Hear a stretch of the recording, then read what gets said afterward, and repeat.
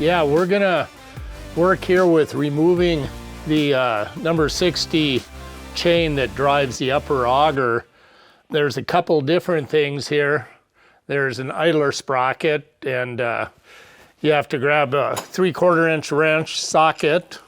There is a slot up on top of the bracket on the side panel. You'll be able to reach in and get your wrench in to hold the flanged nylock nut, and then a 3/4 inch ratchet and loosen the sprocket.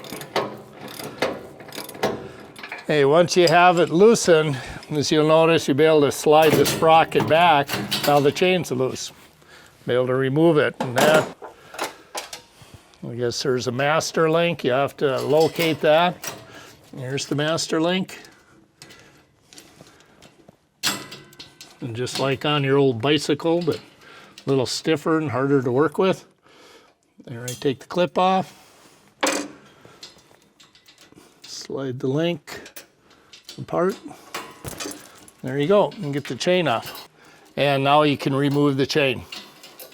Watching that you don't get your fingers in between the sprocket and the chain, because it really hurts. I've done it before.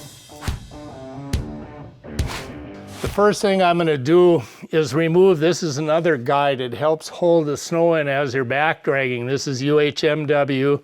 They are a carriage bolt. And if you'll notice, I have a short bolt. It's just coming through the nylock. The reason for that is when you tighten this, for the carriage bolt to pull into the UHMW, you cannot have the engagement of the nylock first or it'll spin. So there is a reason why these are just flush. I'm going to go ahead and get a 9/16 socket. My handy little impact. Spin the nuts off.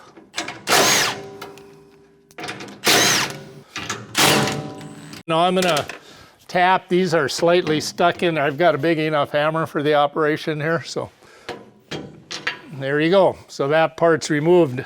And here you can see they are actually a square hole, and there is reason for that. We don't have a hex head on the other side for clearance for our side flippers. So there you go.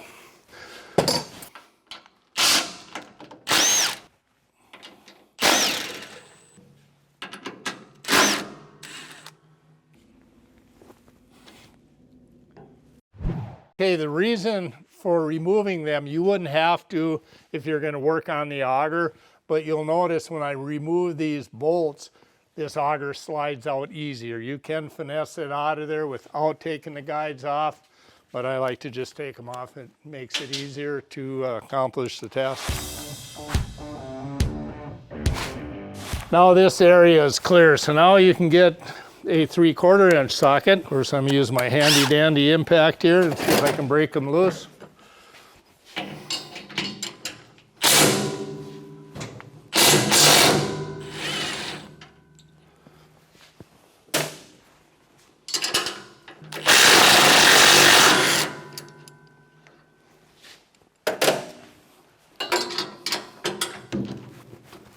Pretty impressed. I haven't dropped another nut yet.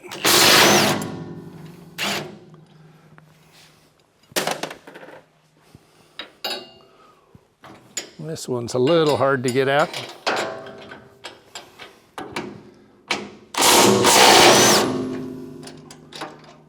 Okay, there. So now I've got one side removed. I'm going to show you when I pull these fasteners out, you'll notice there's a 1/2 inch thick piece of metal along this side. So there is a longer fastener used on the outside. There's 4 fasteners, 3 are the same, and 1 is longer, but when you take it apart, you'll notice that. We do run a flat washer on the outside, so when you're tightening, you can actually tighten from the outside and it'll rotate on the washer, not on the painted surface. So anyway, I'm gonna take 3 of these out, and the auger will hang there now. Now I'm gonna go over on the other end and remove those. Once again, they're a 3/4 inch wrench.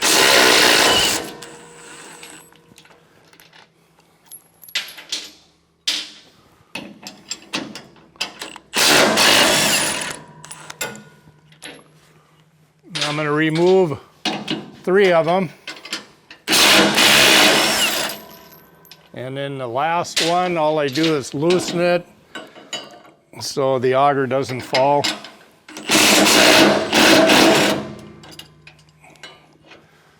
Now, I'm going to get my assistant, Noah, here to help me take this out. You pull the last fastener out and then slide the auger out. There you go. I'm going to go through here how to remove our side flipper. You'll have to get 1 1/8" socket and 1 1/8" wrench. The first thing that you should do is pin this up, because when you unbolt it, if it falls or pivots down in between here, it could be pretty serious. So use caution when working with this. It is heavy. There's no springs on this. It just uses its mass to float and follow the ground. So it is heavy. Grab here, I've got an impact. You could use a ratchet to do this, but for simplicity, I've got an impact. Remove the nut.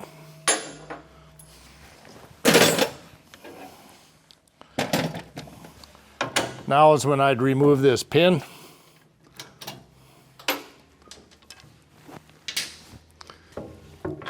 There we go. And repeat on the other side, going through the same process.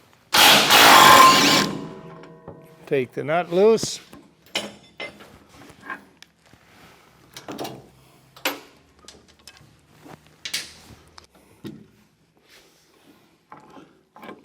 We'll remove the side flipper. This is heavy.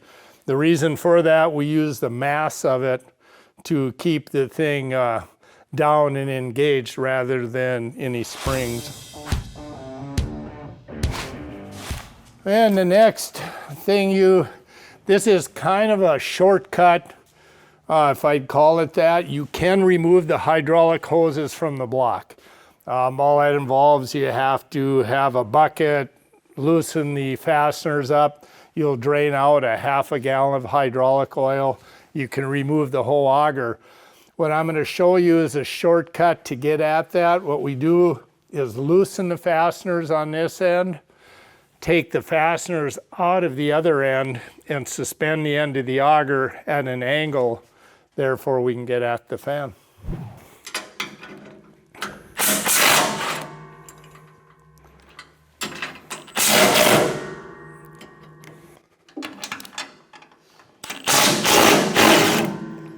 Now that you've got the bolts loose, what I'd go in and do is see that you just have the nuts barely engaged. The reason for that is the auger won't hang on these hoses. Now I'm going to move to the other end, and I'm actually going to remove the fasteners, letting the auger hang down at an angle so I can get at the fan. Here I'm going to remove all 4 of these bolts, but I'm just going to do 3 at first so the auger doesn't fall down.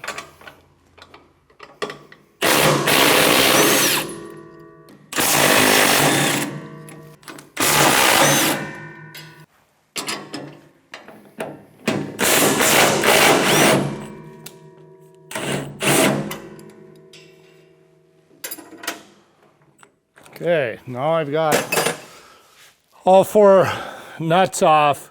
Now this auger will be loose. What I'm going to do is usually I use a bungee strap, and you'll see I've removed the side guide. And there's the top hole, if you hook the rubber strap in there, or you had a rope or whatever, or if you have another person around to help you, it's probably not a bad idea. So why don't you come in here, Noah, and help me grab this auger. Noah, help hold it up. I'm going to remove this fastener. Now the fastener's removed, then we're going to wiggle the auger out. So now this auger can actually hang there without doing any damage. But I've got this strap on. You'll see now the auger's hanging at an angle. The reason for that is I did not have to remove the hydraulic lines, lose hydraulic oil. Obviously you could do that. This is just a shortcut. So I guess I'll go through. All the bearings are generally the same. They are a different bearing. The lower one is called a 207 bearing. The upper is a 206. They look very similar, so make sure if you're replacing them that you have the proper bearing for the proper location. If you had them wrong, the bolt holes won't line up, so that'd be a good indicator. So to take these bearings off, they have an off-centric a locking collar. There's a Allen screw that you loosen up and take a punch and you tap the lock collar so it rotates, and it's probably a 1/8 to a 1/4 turn and the thing's loose and it'll slide right off. If you're tapping on it and it's not loosening up, you have to go the other way because they are off-centric and they can rotate both directions.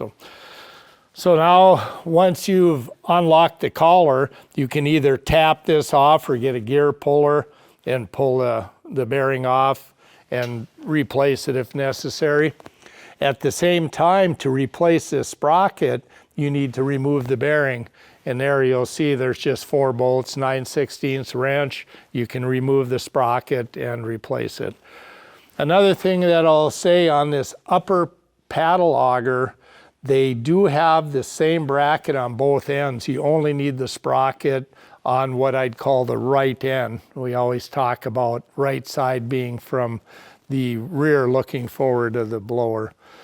And another thing is the angle of these paddles. This paddle turns clockwise from the right end of the blower, and you'd want these paddles angled inward so they're casting the snow towards the center of the blower. But if you just keep an eye when you remove it and just replace it the same way, it'll be correct.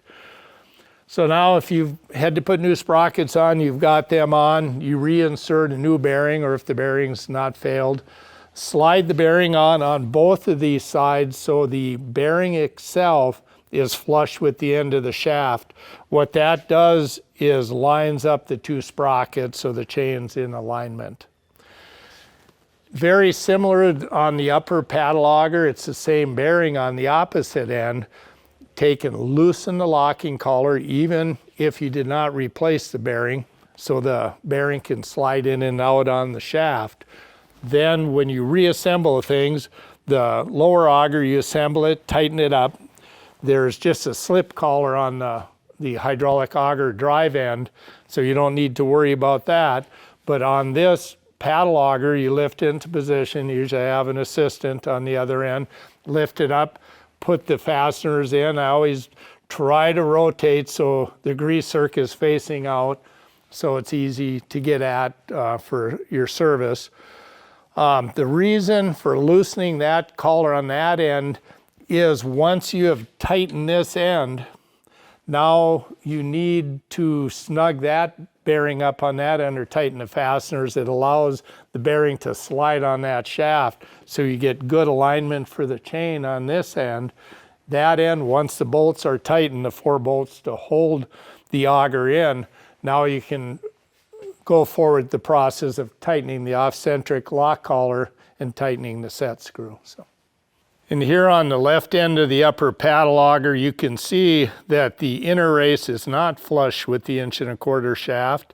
And the reason for that was we had this lock collar loose when we inserted the paddle auger back into the blower, tightened up these 4 fasteners on both ends. That allowed this bearing to move to its optimum position and then reset the lock collar. All right, to reinstall the right side end of the larger bottom auger, we did not take the bolts out in that end. Remember, we had just a couple threads on, so we pivoted it down so we could get the fan out to demonstrate that. Now we're going to lift it back up into position. You'll see this grease zerk, we're going to want to have that facing out so you can get at it once it's applied in the snowblower. And then I'm going to have Noah help me lift this end up and line up some of the fastener holes. What I'm doing here, I used a screwdriver inserted it into that hole. Now I'm going to take the first fastener and finesse it around.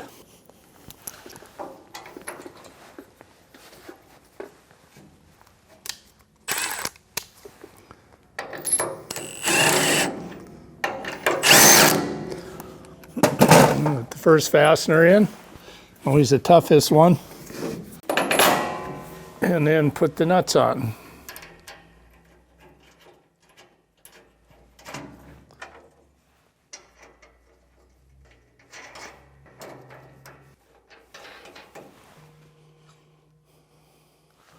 And a 3/4 inch wrench. Make sure the socket's going in the right direction. Tighten them up.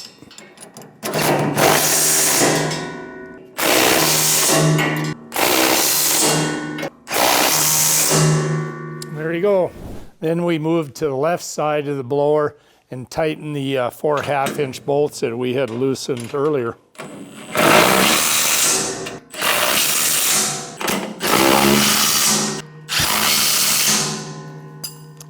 There we go. Okay, to put the upper paddle auger in, you really need to loosen this locking collar on this end. You really need to have this bearing loose on this bearing so it can float back and forth. Then you lift the auger into position.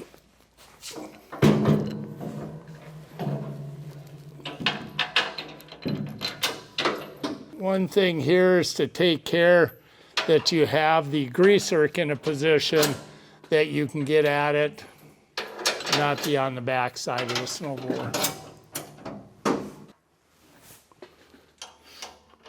And put all the fasteners in both ends and tighten it up. This way, by doing this, it'll draw the auger over towards the side where both sprockets are, so the sprockets line up. That's why we let this side of the bearing loose, lock collar loose, and we'll re-tighten it once the 8 bolts are tightened up.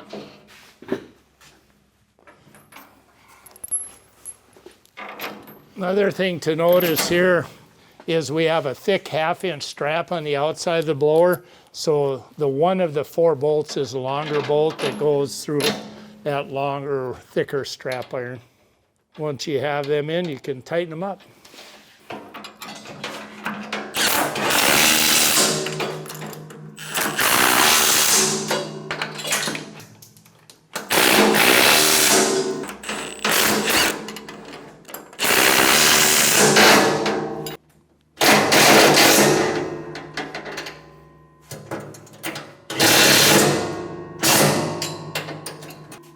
Okay, once you have the fasteners tightened, the auger has been slid over so these 2 sprockets are in line with each other for the chain. Because you remember when we talked about putting those bearings on, there's a 206 bearing on the top, 207 on the bottom, but their centering is the same. So the outside of the inner race goes flush with the shaft on both augers. Now the chain sprockets will line up.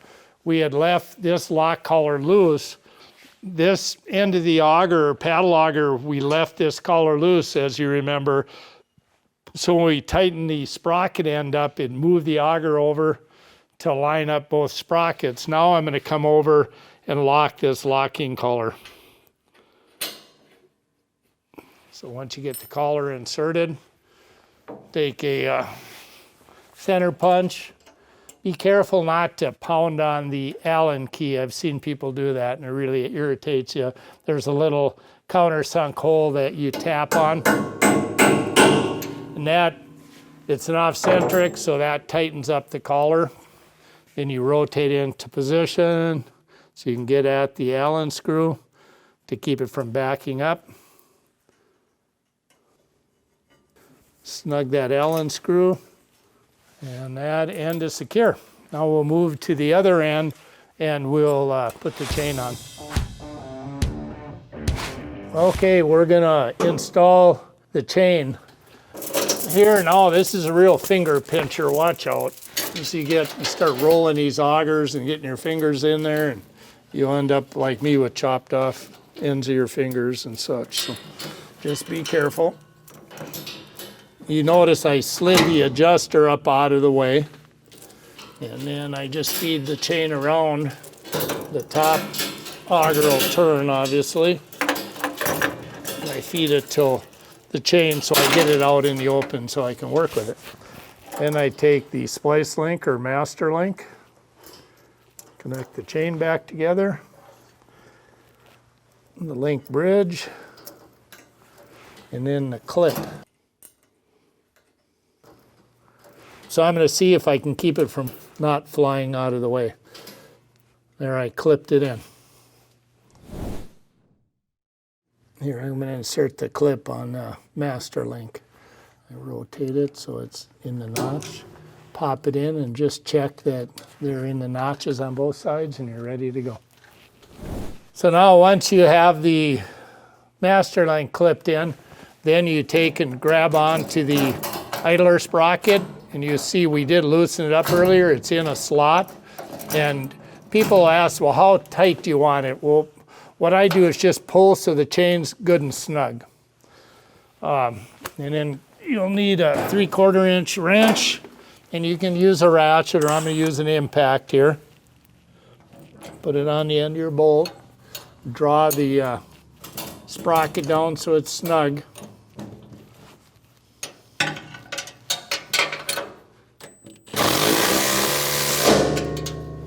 There you go. You see, when I'm done, this is about perfect. The chain can wiggle a little bit. It's pretty snug, but you don't want it real loose. When you run them, they will run in. So if you think it's too tight, it'll run in and the chain will be fine. If it's necessary to put on new side guides because they're wore out, we do ship them with new fasteners. There's a square hole and it is a carriage bolt, so you insert the bolt in the hole. And I usually take a hammer and tap them in so you insert the square properly into the square hole. And then insert it onto the side of the blower that where you had removed it. Put the 3/8 flanged nylock nuts on.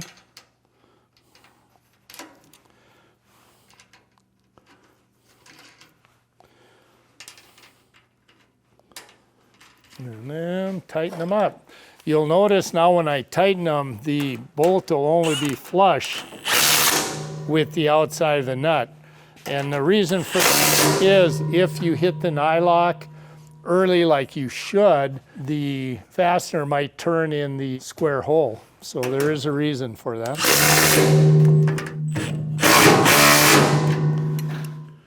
This is proper for this application. The reason is if we engaged in the nylock earlier, so we expose 2 or 3 threads beyond the nylock, the carriage bolt will spin in the UHMW plastic. So this is by design. And repeat on the other side, going through the same process.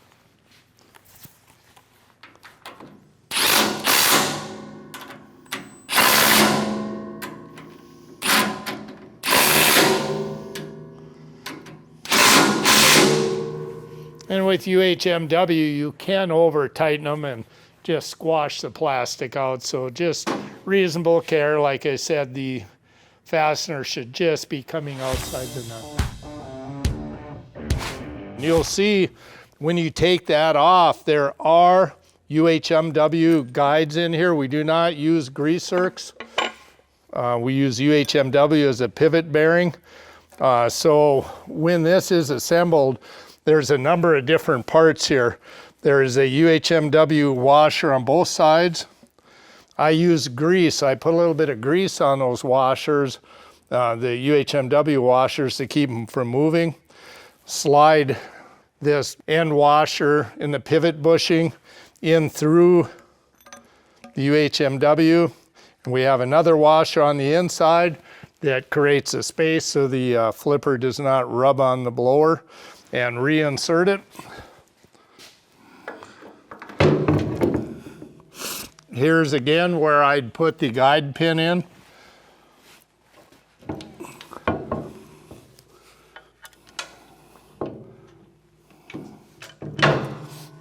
Put the key in so that doesn't fall down.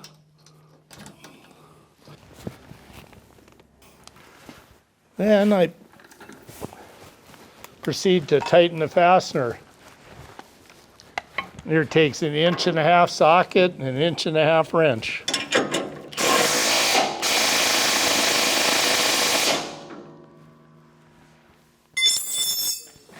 And once it's inserted, you can see you got to check that the flipper moves up and down properly, and you know that the shims are correct.